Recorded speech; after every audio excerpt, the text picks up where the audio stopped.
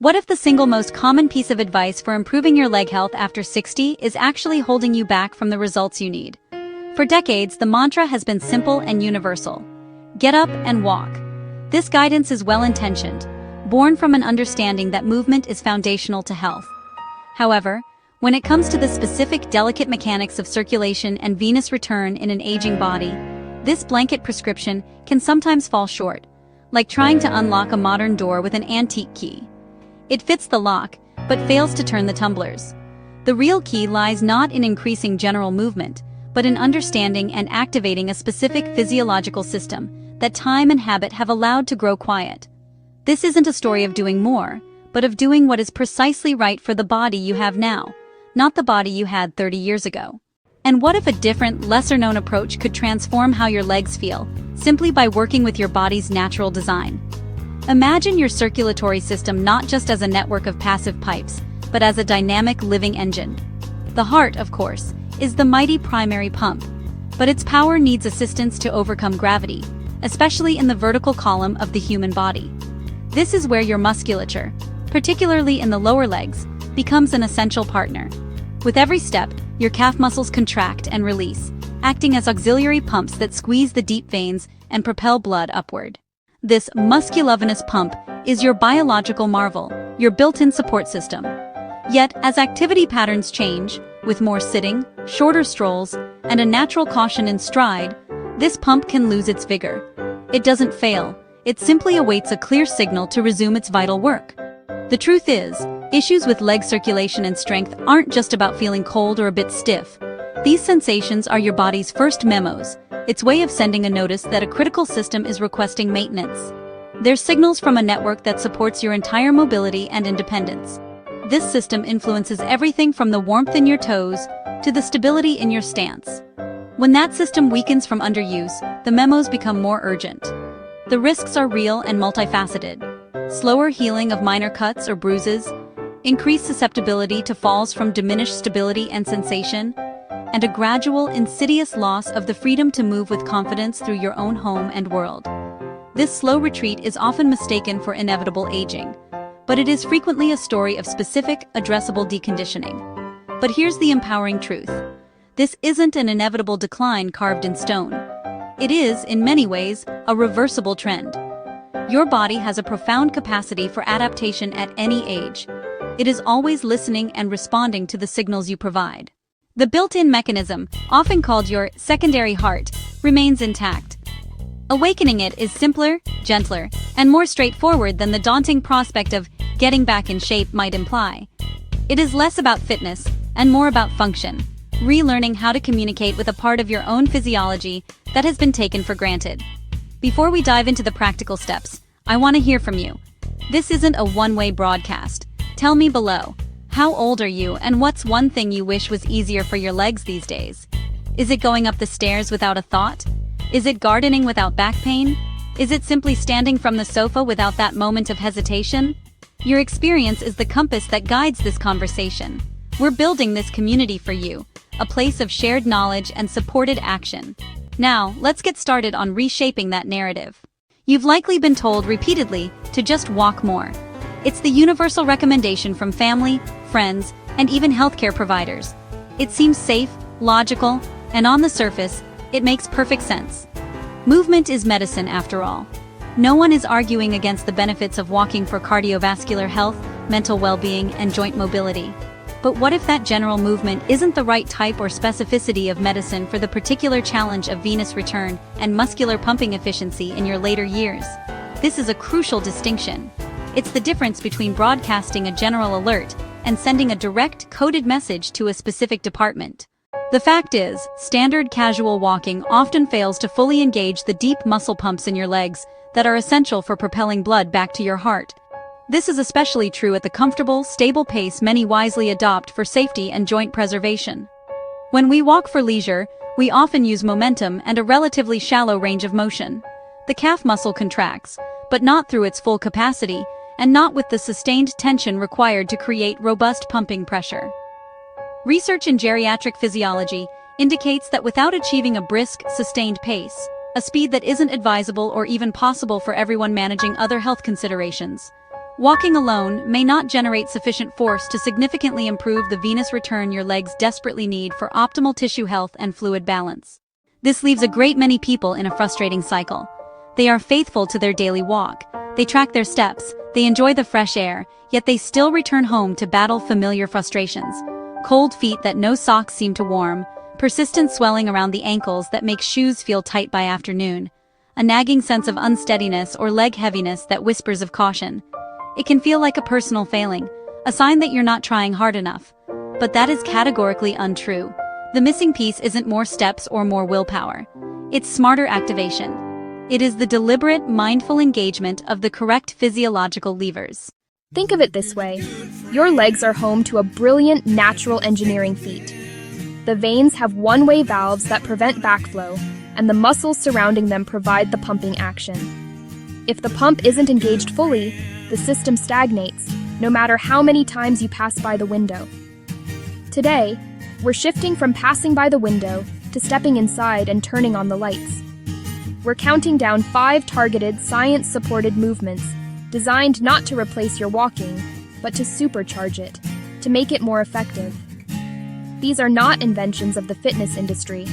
They are the exercises rehabilitation specialists and vascular physiotherapists use to rebuild foundational strength and circulation from the ground up. They are principles of physiology applied with intention. And the number one exercise we will cover is so potent and fundamental that it's a non-negotiable cornerstone in post-surgical recovery protocols around the world. Ready to begin this journey of reconnection? Number 5, seated ankle circles. Let's start with what might seem the most elementary of the group. This looks deceptively simple, just moving your ankles in smooth circles while seated. It's so basic, so undemanding, that most people dismiss it as not real exercise. They reserve it for hospital beds, not for daily living. But this perspective misses the profound point. This gentle, accessible motion is foundational biology in action. It is the first whisper to a sleeping system. Your calf muscles are hydraulic pumps, but they are connected to the steering apparatus of your foot. The ankle joint is the conduit. By moving the ankle deliberately through its full range of motion, you are not just stretching. You are actively pumping synovial fluid to nourish the joint.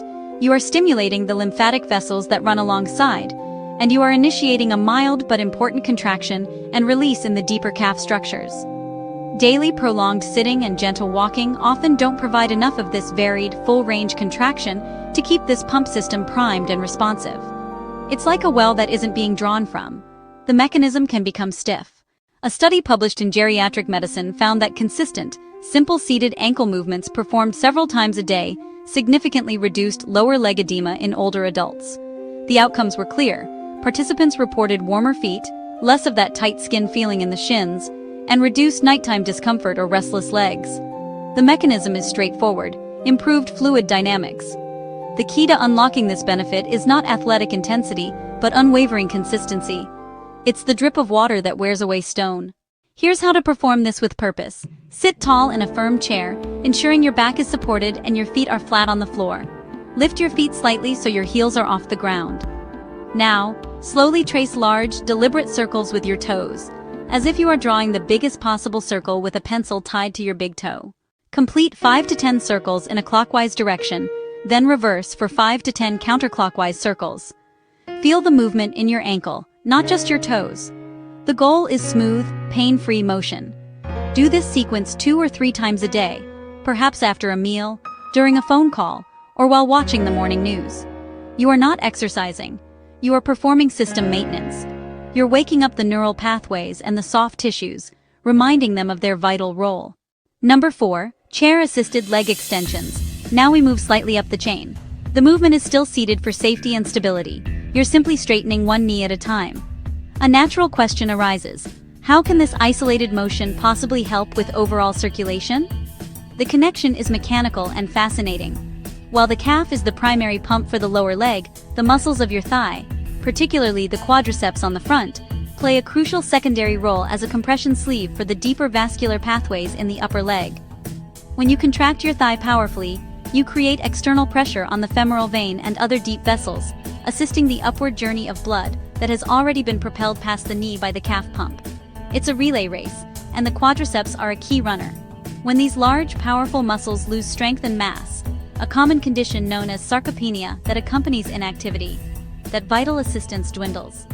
The relay baton is dropped, and the system becomes less efficient, forcing the heart and calf pumps to work against a greater residual pressure. This exercise directly and safely targets this muscular weakness. Here is the precise form. Sit back fully in your chair so your back is firmly against the support. Place your hands on the sides of the seat for stability. Engage your core lightly to keep your torso still. Slowly straighten one knee, extending your leg out in front of you until it is as straight as comfortable. Hold this extended position for a deliberate 2 count. Feel the tension across the top of your thigh. This is not a kick, it is a controlled press. Then, with equal control, lower your foot back to the floor. Aim for 10 to 15 repetitions per leg.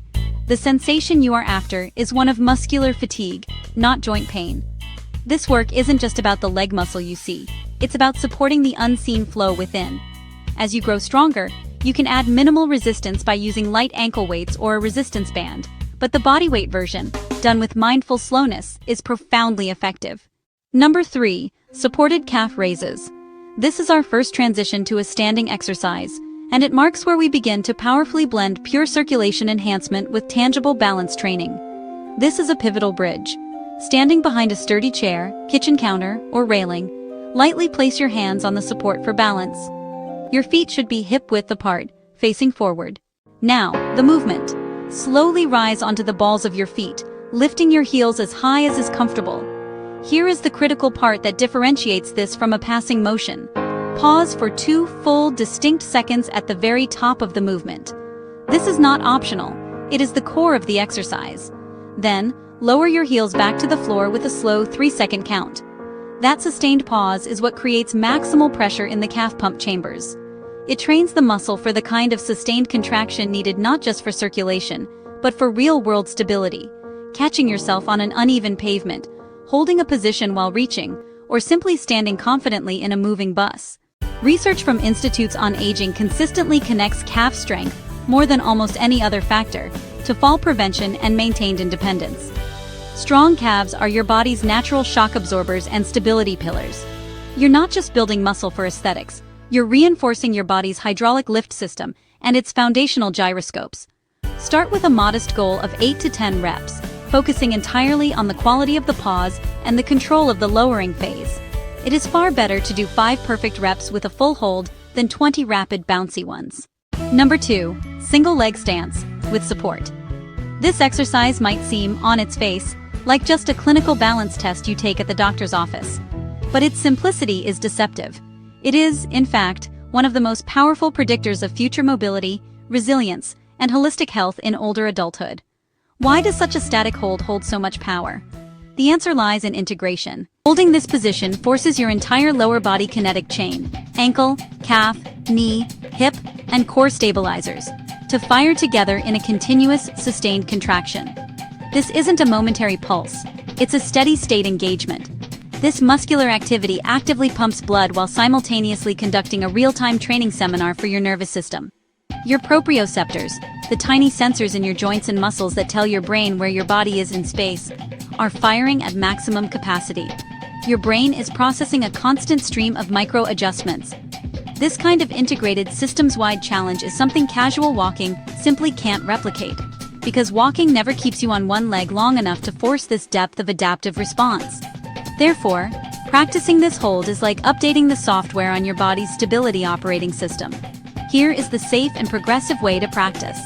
Stand sideways next to your sturdy chair or counter, placing one hand lightly on it for security. Shift your weight slowly onto your inside leg. Gently lift your outside foot just an inch or 2 off the floor. Find a spot on the wall ahead to focus on. Looking down can disrupt balance. Hold this position for 20 to 30 seconds, breathing normally. Then gently lower your foot and switch sides. Do this daily. The immediate goal is not to let go of the support completely, unless you are already very confident, but to use it as a safety net while you build the steady, sustained strength and neural confidence. Your balance is not a fixed trait. It is a vital sign of your nervous system's health, and like any vital sign, it can be monitored and improved with daily practice. Your balance is not a fixed trait, it is a vital sign of your nervous system's health. And like any vital sign, it can be monitored and improved with daily practice. Number 1. The standing calf pump hold. We have arrived at the pinnacle, the most powerful direct circulation exercise you can perform without any equipment. It is the gold standard in vascular and orthopedic rehab for a simple, evidence-based reason. It works with magnificent efficiency. It isolates and maximizes the very function we are trying to restore. The setup is identical to the supported calf raise, but the intention and execution have a subtle, powerful difference. Stand holding your chair or counter. Rise onto your toes, and this time, hold that fully contracted position for a full 3 to 5 seconds. Count it out. 1 1,000, 2 1,000, 3 1,000. Breathe steadily throughout. Do not hold your breath. During this extended hold, your calf muscles are in a state of maximal, sustained contraction.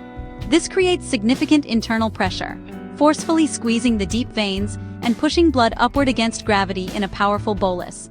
It is the closest analog to the pumping action of the heart itself in the peripheral circulation. A clinical review of therapeutic interventions showed that older adults who performed this specific hold exercise twice daily for 4 weeks saw dramatic results. A reduction in ankle swelling by over 40%, a marked improvement in walking endurance, and a significant boost in subjective balance confidence. Use a female clear American voice for the narrator. These outcomes outperformed generic walking programs and stretching routines, all without adding impact or joint stress. This single move directly and powerfully addresses the core physiological issue of compromised venous return. The protocol is simple. Aim for 8 to 12 of these holds per session, ensuring each lowering phase lasts a slow 3 seconds. The true magic, the transformative element, lies entirely in the sustained, deliberate squeeze at the top. Your second heart is not a metaphor. It is an anatomical reality nestled in your calves, and it has been waiting patiently for this clear, strong signal to pump at its intended capacity. You now have a complete, graduated blueprint. This journey isn't about leveraging fear into action. It's about replacing uncertainty with agency and knowledge. So much of what we label age-related decline is, upon closer inspection, just disuse in clever disguise. Your muscles, including your vascular pumps, are composed of adaptable tissue that responds to the right stimulus at any age. They speak the language of gentle, consistent challenge. Start not with all 5, but with just one of these movements that feels most accessible. Be phenomenally, forgivingly consistent. The goal is not to sweat or strain, but to observe and feel. Warmer feet at the end of the day, lighter legs upon waking, steadier steps on the morning walk. You do not need to train like an athlete chasing a medal. You need to think and act like a skilled engineer who has just been handed the owner's manual to a brilliant, long-owned machine. Think of your body not as a machine that's winding down, but as a sophisticated, self-renewing system that's been following a basic program. You now hold the key to update that program, to optimize its core functions for vitality. If this glimpse into your body's own intelligent design made sense to you, please show your support by liking this video. That simple gesture helps Winds of Thought extend its reach, connecting this knowledge with others on a similar path. It signals that this content provides genuine value. Now I'd love to hear from you. Which of these 5 approaches feels most promising to you? Are you drawn to the gentle rhythm of the ankle circles or the steady strength of the calf pump hold? Share your thoughts in the comments. Your input directly guides what we explore next. If you know someone who's ever sighed and said, "But I already walk," please pass this along. They deserve to understand the full story behind their circulation, not just the usual advice. Consider subscribing to Winds of Thought for more guides that blend science with compassion, helping you live with purpose and energy through every chapter of life. Here we focus on the reason behind every action. Remember, we read every single comment. This is a conversation, not just a broadcast. Your journey, your doubts, and your progress actively shape this community. This space exists for you and for all of us moving forward with wisdom and strength. Begin with one clear, confident step today.